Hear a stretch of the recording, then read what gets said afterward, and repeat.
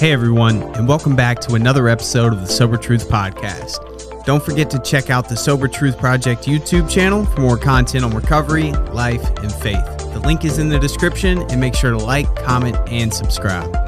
In today's episode, we have the founder and former executive director of the Underground Network, an author and social entrepreneur. We welcome to the show, Brian Sanders. Brian Sanders. That's me. That's him. And so if you're watching this, then you now see him. He's kind of a myth and a legend. But anyways, no, seriously, man, it's just really good to not just have you here today, but thank you for that, but just get back together with you over especially the last few weeks. This is like 3 weeks in a row that we've been around each other. And we're still friends. We're still friends. You know, friends, it's used lightly these days. No, man, and I actually described you as my mentor, so I think very highly of you.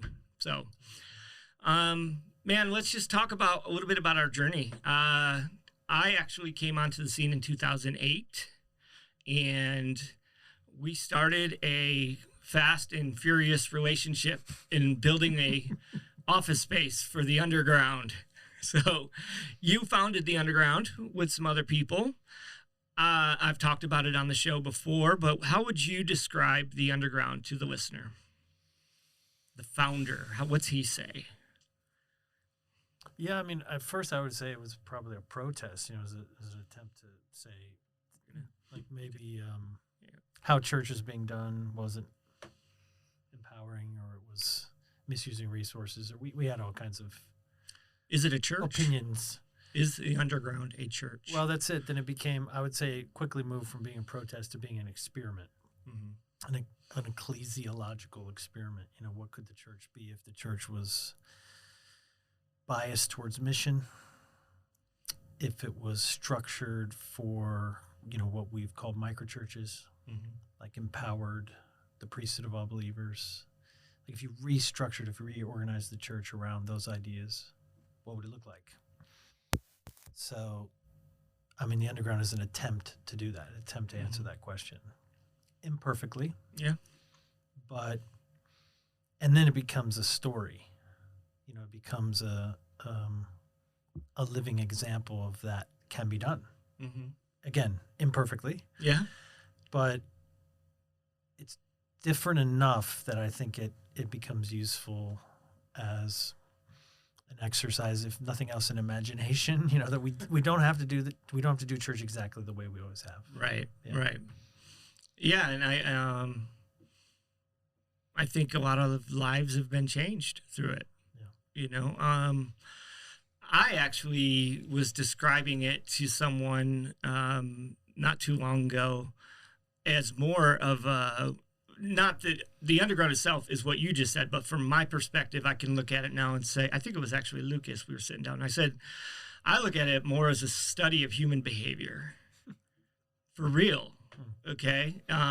We say that, you can say that jokingly, but no, I mean literally. Like, let's look at human behavior when it's pushed into difficult situations, taken out of its comfort zone. And it's ironic how, so much of the Underground was about putting ourselves in uncomfortable positions. Most of us lived at poverty level to be amongst the people that we serve, to not lose sight of the people we care about. And, but even that can become an idol, unfortunately. Or the grounds for self-righteousness, right? Yeah. To think you're somehow better than other people. And yeah. I wouldn't say that was an epidemic or anything. No, it's just but it's there. It's a threat, isn't it? Yeah, it is. I think,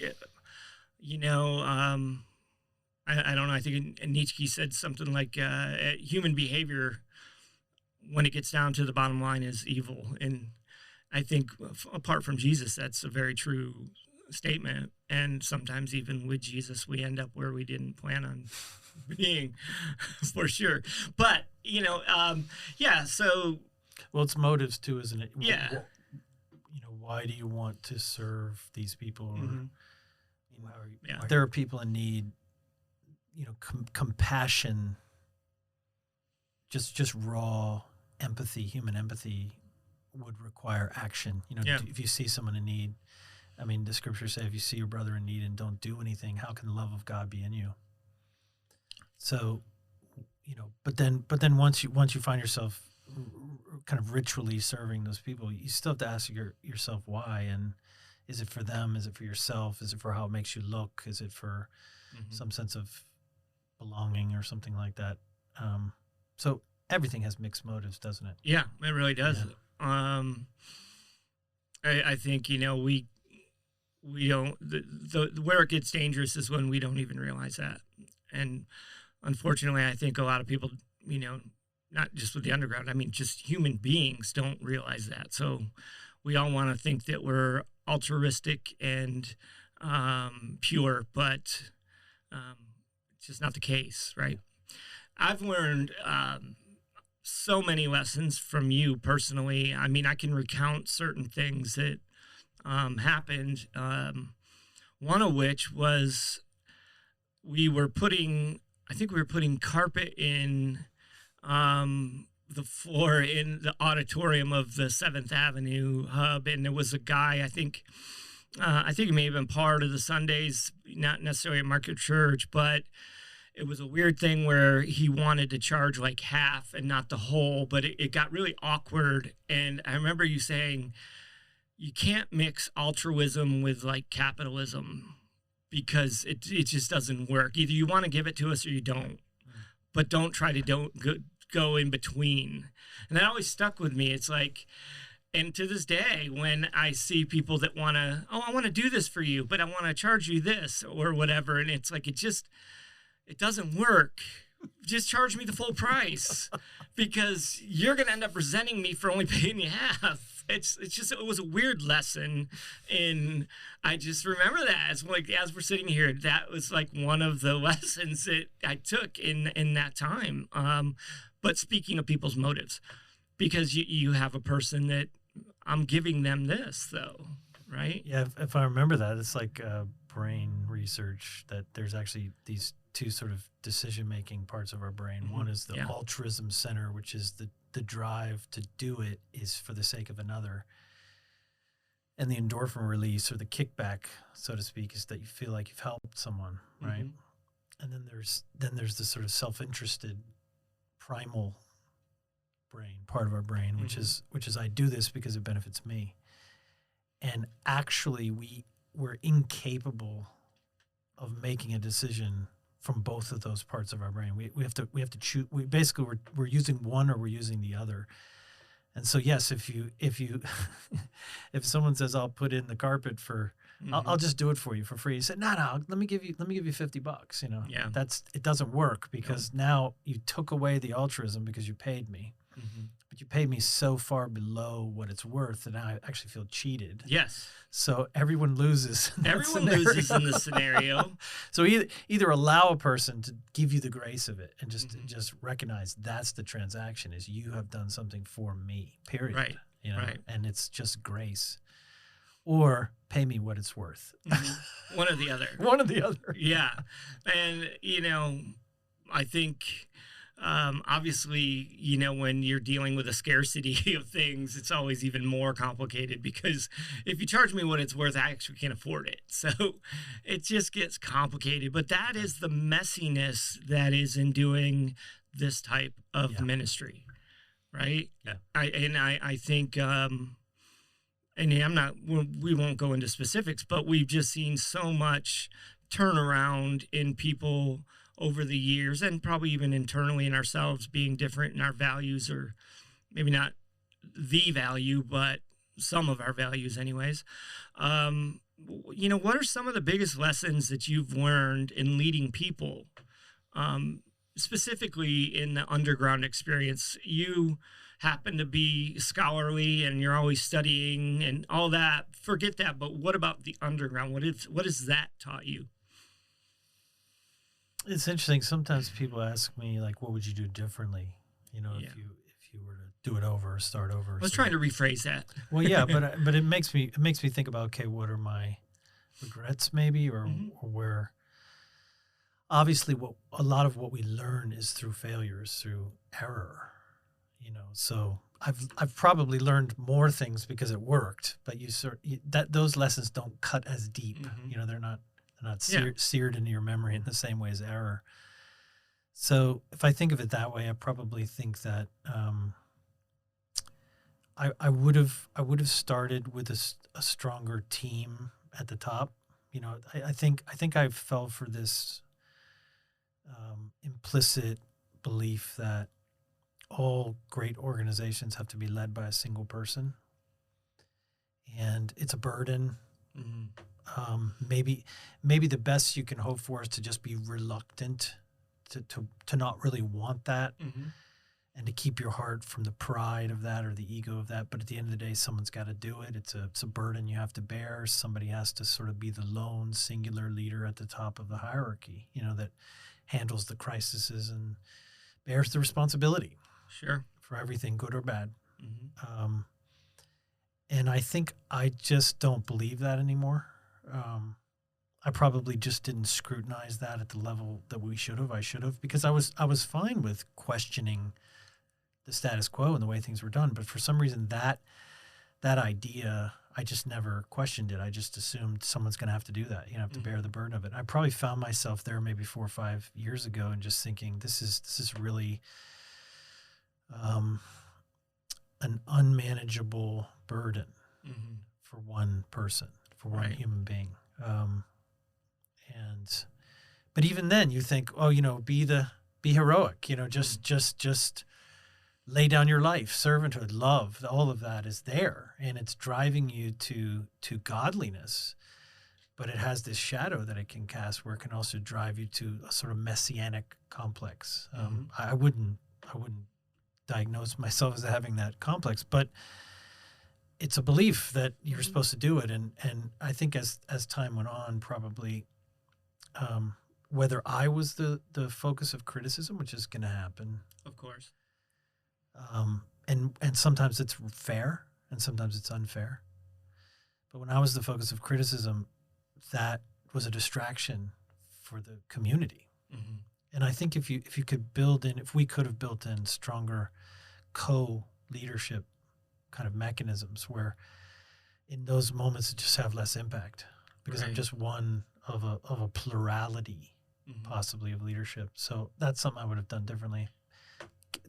Allow a team to bear the burden of that responsibility and so on, and not just think it's down to one person. I just think it's really unhealthy. Let me ask you this, though.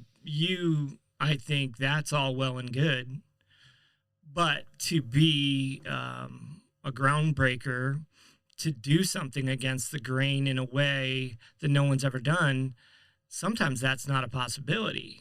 So the question becomes, like, even in this story, like, I don't think that would have been possible with the group of people, maturity-wise, where they were at that point. You were all just barely at the point of we could lead.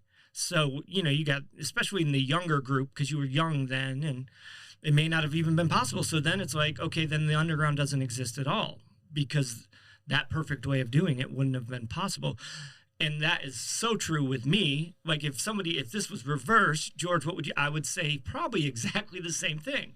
I would add in finances, have money, and have leaders around you, because the burden is a lot that I've had to go through. So, but there'd be no Timothy Initiative. So what do you say to that? That's a fair point. I mean, I think the initiator, catalytic person, Mm-hmm.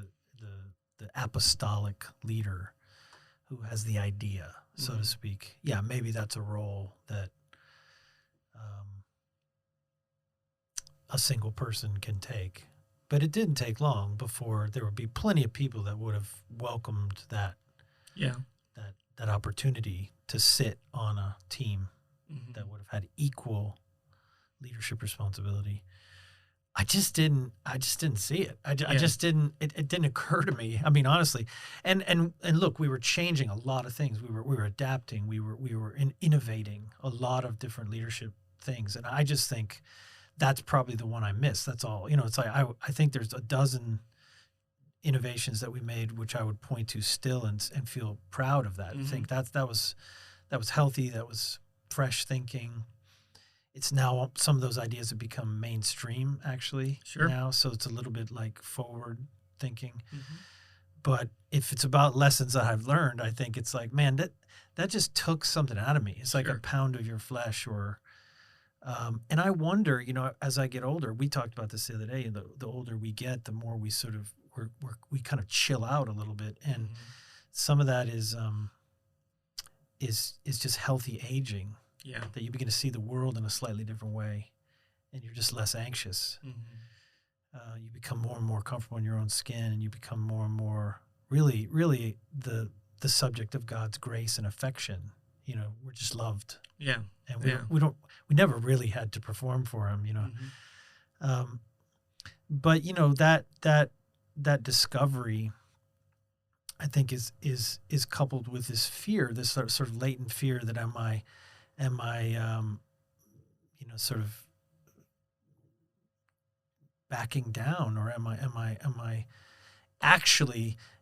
taking a step back because I've been burned or because mm-hmm. I've been hurt? Yeah. That actually, depending on how you frame it. Now, some people, because they've been burned out or because they've experienced some kind of loss, mm-hmm. they just quit. Yeah. They just throw the towel in. And that's probably that's an excessive interpretation of that loss, that grieving or painful event or whatever. But then others of us, we'll do the opposite. We'll just double down, pretend like it never happened, or make these changes where we pull away from ministry or people or something like that and act like it's God, when really it's fear, or really it's just like, I don't want to get hurt again. So I'm always trying to calculate that at some level. I'm always trying to figure out, okay, Lord, are you leading me to step away from certain kinds of responsibilities because it's still about empowerment, and it's about the phase of life that I'm in and how our callings do evolve with age. Mm-hmm. Yes. The shape of a leader evolves and changes with age. Mm-hmm. Or am I just chicken? Am I just don't want to get punched in the face again. I don't want to be hurt in the same way that I've been hurt, because a lot of that criticism and you probably hear it in my voice, but that experience of criticism, loss, expending large amounts of energy, and then maybe even experiencing betrayal and those kind of things that come along with, and failure, hurting other people, whatever, that all of that, toll that it takes on you, does it make you afraid to lead anymore? Mm-hmm. I think it's a valid question, and I think it's worth noting that if people understand or know anything about the Enneagram, you're an 8. I'm an 8. So you once told me 2H should never work. Let's arm wrestle. Yeah. It's like, you're gonna end up killing each other at some point. So, but with the characteristics of an 8 are we don't back down. We'll burn it to the ground.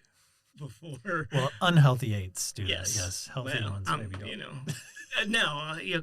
Granted, but we tend to be unhealthy at times. No, but seriously, how much you're the one who introduced me to the Enneagram? How much of that played into, like, are you processing that? Okay, my personality type is to do this. Is that playing a part in me continuing? Well, it's funny. And we've talked about this too, because, I think of Richard Rohr's, view of the Enneagram, that it's you sort of, Enneagram plus Jesus, your type, plus the sanctifying presence of this Holy Spirit in your life, that has to have an impact, right? Mm-hmm. I mean, if he really is loose in your life. So Rohr says, you go on this journey toward those strong points, and like 8s go to 2. And then 2s go to 4. Right. So for the listener that doesn't maybe know that, so the challenging person that wants to fight everything, as they mature and as Jesus is forming them more into his image, they become more like a helper, mm-hmm. that wants to take that power that we cared about. 8s care about power. And the healthy 8 looks over at the person without power and says, how do I get them power? Right. How do I help them? How do I fight for them? Not for myself or for my opinions or something, but fight for them. Right. And I know that's your story too. Mm-hmm. Like 8ness plus Jesus leads us to be 2s, leads us to be helpers. Yeah. We want to help the weak, the needy, the marginalized, whatever. And so I think right when the underground was starting, I was already there. Mm-hmm.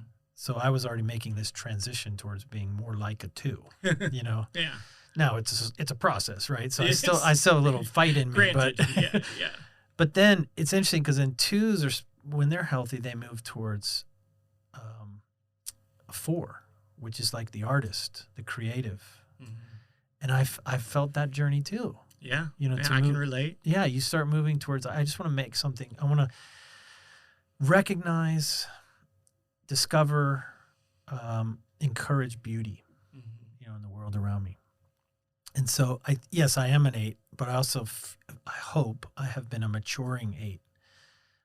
And so I almost feel like I've slowly left some of that stuff behind. Now, still, if you back me in a corner, my instincts are to fight, you know, not flight or not freeze. Those other options, they don't occur to me.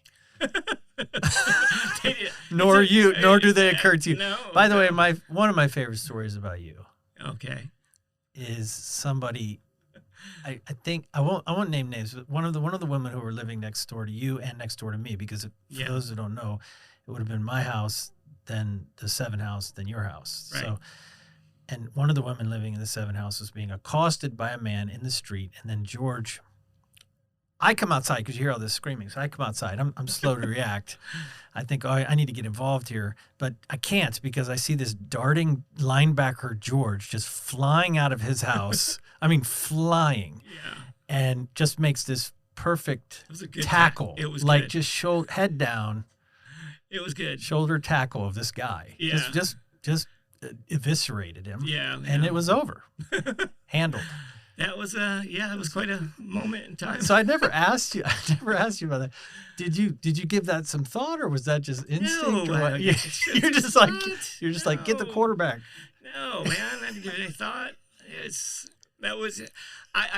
was awesome though. It was. I'm saying, just as a spectator, it was a great tackle. It had form. A good moment. Yeah, and it was interesting because you preached the following Sunday and you did a sermon how if things are going bad, Jesus isn't going to stop and do a Bible study. He's probably going to tackle somebody. And you wonder why you take so much heat. Okay, so anyways, but the reality is, it's like, there was a woman being accosted. He'd already hit a different woman. Yeah. So no, my mind is no. So the point is, you can grow and mature, but you still got that in you. That bulldog in you. It tends to rear its head. I really hurt my knees that day. But totally worth it's totally worth it. It's still talked about in our household because the individual still lives there, but not the guy that got tackled. He's actually in prison. So because he had a history of abusing women. So anyways, that's neither here nor there, but I do feel like, man, it's the key for me. You were a Christian since a teenager. I didn't become a Christian until my mid-30s. So for me was a maturing of when to execute the sudden wrath without thought, because I didn't always have restraint. And my guys, it's interesting because having a ministry where the men have been with you for so long. My leadership core right now all has been with me for 7 years. They've seen the changes in me, and they'll warn the other guys. They'll tell the new guys, you don't want to see the old George come back.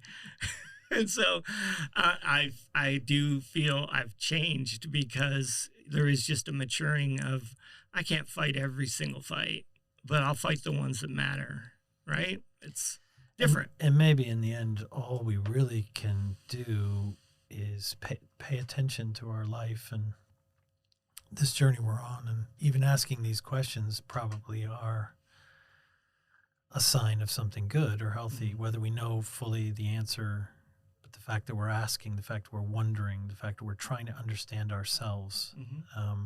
And I do think that's something that you embody. I mean, the inner journey has been as important to you as the ministry that you've done, the outer mission work that you've done. So in a sense, there's like 2 wings of a plane, that And I really do admire your life, and I see it as it is a kind of model that we ought to really lay down our life for mission for people, particularly people that are struggling or hurting. Yeah.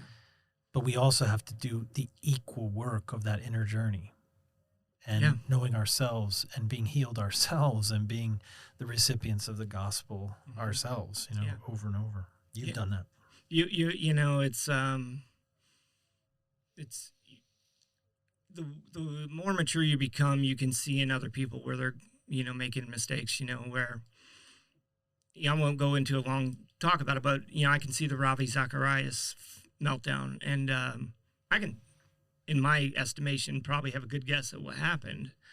It's no different for who you are. There is a work that needs to be done within you. There is a transparency in which you need to live, or your past will come back to haunt you. And your gifts won't bail you out. And it's interesting, I think God gives, you hear a lot of the charismatic movement quote this, but God gives gifts, indiscriminately. And he does. You taught me that. I went to you one time and told you about a church I was at and how a pastor was obviously up to some malfeasance that, but had laid hands on me, and the Holy Spirit came, and you were like, yeah, God talks through a jackass sometimes, right? But he does.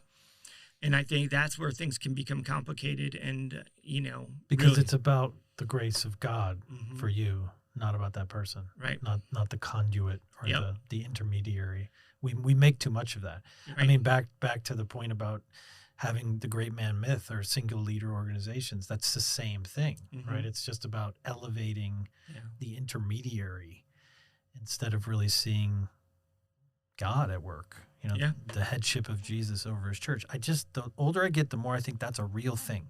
Yeah. Like it's not just not just something that we say, but then we all go and run churches. Sure, Jesus is the head of his church, but I mean, he's on vacation, so I got this, like he's an absentee landlord situation. He's the head of his church, but in name only. No.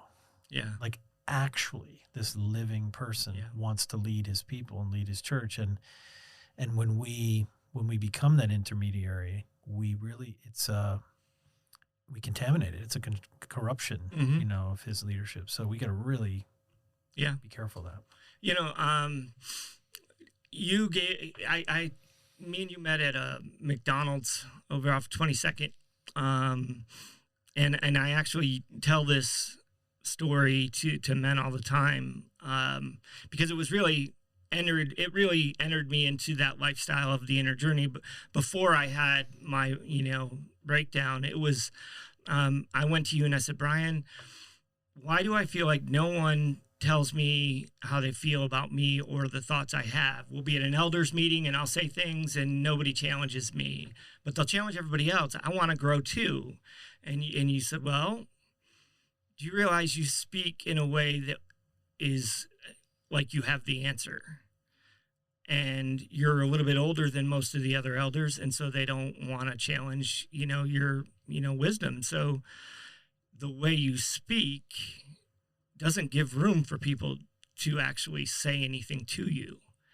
And you use the circle thing, and I use this to this day, where it's like there's the circle that's this perception, and then there's the circle that's reality. And the key is to have those line up, but often what we perceive as happening and what reality is are pretty far. And so for you, it's a matter of taking a step back and realizing you need to line those circles up. And I accepted that. I wasn't like, who the heck is this guy? I was like, man, you're really right. And I need to change the way that I speak. And it not the easiest thing in the world to do because it's the way you speak, but I at least made an attempt to do that. But that is this part of being able to look at our own life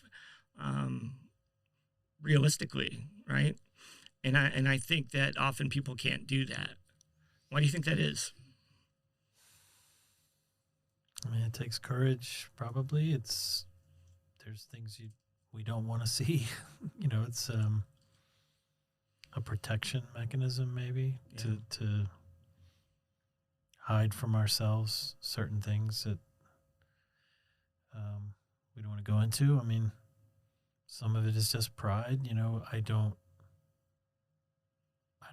think of myself as being wrong. You know, so humility is probably the trigger to any of that. If you actually don't have humility, true humility, which is a sense that humility is an awareness that I always could be wrong. Mm-hmm. Yeah. You know, with anything I'm saying, anything I'm thinking, anything I'm doing. Mm-hmm. By the way, you know, you can have organizational humility too. You can set up in such a way that you believe we could be wrong about this, and that just changes your posture. You know, changes the way you interact with people, it changes the way you think. And if you believe you could be wrong, then you're curious. You want to know. You're interested. Exactly what you said in the conversation. Like, hey, what am I missing? What am I not seeing? But man, if that isn't there, if that sort of bedrock of humility isn't there, which it isn't sometimes, and sometimes even those of us that are trying to have humility, we leave it at home for the day. You know, and so if that isn't there, then you're never asking a question. But you also never grow. I mean, you will never ever grow. So so the real horror of pride is stagnation. You know, one of my favorite books on this subject is a book called Confidence, and essentially it makes the argument that having confidence, and this is research based, so having confidence actually causes people to underperform in every possible measurement. So this is fascinating. Yeah, because we've been taught since we were young, like, believe in yourself, have confidence. And if you believe in yourself, then you'll take the world by storm, you know. And actually the opposite is true. When we just believe in ourselves, have this high level of confidence walking into situations, we're blind. Yeah. Right? So actually those people are vastly underperforming. Let's take another person who comes in, not with debilitating insecurity. Sure, there's a difference. But a lack of confidence, basically saying, I don't know if I can do this. You know, I don't know if I'm the best person. I don't know if. So what do those people do? They study harder, they work harder, they try harder, and they always outperform. But the difference is confident people with reported high levels of confidence, don't know it. So they walk out thinking, I ace that, I rock that. You know. Wow. So and I just think that's functional humility, right? And again, not debilitating insecurity. Yeah, there's a difference. There's a difference, but saying, I don't know. It's like when you're not ready for a talk or something like that, you work at it, you work hard, you know, when you're like, I got this, that's when you're in trouble, potentially. Yeah. So the same thing, I think if we believe that about ourselves, like there's more to see, more to know, more to discover. Yeah. That we are works in progress, then you're going to be looking for that added insight, and you'll take it from anywhere, and even your critics. Yeah, you'd be open at some level. Yeah, and when you're not, you're operating in pride. There's you know this sort of modern equivalent is this word narcissism, which is probably being weaponized and overused and so on incorrectly. Almost certainly, but even as a psychological construct, it's relatively new in usage, in parlance, you know. And so I think about that sometimes, like, what are we talking about here? We're really just talking about arrogance. Yeah. Right. Self-centeredness. These are old ideas, old biblical vices. Yeah. So however you describe it or shape it, they're dangerous. I mean, they're like. C.S. Lewis said, pride is the anti-God state of mind. Anti-God state of mind. You know, both James and Peter say God resists the proud, but gives grace to the humble. So it's like, do I want God to be resisting me, my work, my life, my family, my relationship with my kids, my ministry? No, that's like literally the worst thing that could happen. is for God to say, I'm gonna frustrate, foil, or otherwise block what you're doing. Wow. God, not the devil, not circumstances, not money. God Himself saying, I just can't help you. In fact, I'm gonna frustrate the work you're doing.